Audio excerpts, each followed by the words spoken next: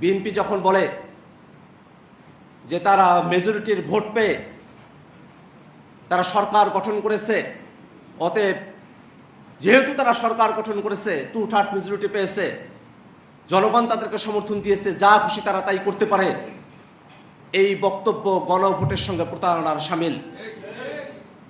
বিএনপিকে জনগণ ভোট দিয়ে ক্ষমতায় নিয়ে এসেছে, সাথে করে গণভোটেও 70% ভোট দিয়েছে, যাতে করে বিএনপি সরকার কেমন করে পরিচালনা করবে সেটা গণভোটের ভিত্তিতে হবে। এটাই ছিল জনগণের প্রত্যাশা। অতএব 70% জনগণের ম্যান্ডেটকে যারা ভুলে যেতে বসেছে, তাদেরকে জনগণের দৃষ্টিতে, জনগণকে দেখার জন্য, জনগণের আকাঙ্ক্ষাগুলোকে তাদের কাছে পৌঁছে দেওয়ার জন্য জাতীয় যুবশক্তিকে সারা দেশে দুর্বারভাবে তাদের কার্যক্রম বিস্তৃত করতে, কেমন করে সামনের দিনে বাংলাদেশটা পরিচালিত হবে। অত্যন্ত দুর্ভাগ্যের বিষয়, আমরা যত আশাই করেছিলাম সংস্কারের বিষয়ে, নির্বাচন হওয়ার পরে শপথ গ্রহণের প্রথম দিনই বিএনপি সরকার জনগণের যে রায় তার সঙ্গে প্রতারণা করেছে।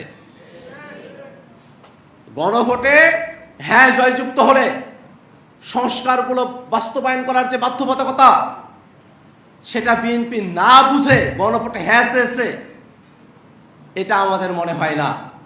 যেমন করে 30টির অধিক রাজনৈতিক দল এবং জোট, যারা সবাই ফ্যাসিবাদ বিরোধী, আমরা সকলে মিলে একসাথে বসে বাংলাদেশ রাষ্ট্রটা কেমন করে চলবে সেই একটা রূপরেখা আমরা সেখানে নির্মাণ করেছিলাম। বরং ব্যাপারটা অন্য জায়গায়।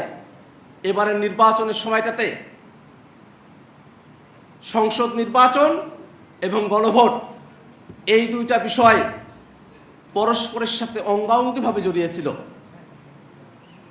এবারের ভোটে জনগণ যেমন করে তাদের প্রতিনিধি কারা হবে সে বিষয়ে ভোট দিয়েছে, সেই প্রতিনিধিরা কেমন করে দেশ পরিচালনা করবে সেই কারণে তারা গণভোটে হ্যাঁ এর পক্ষে তারা অবস্থান নিয়েছে। অর্থাৎ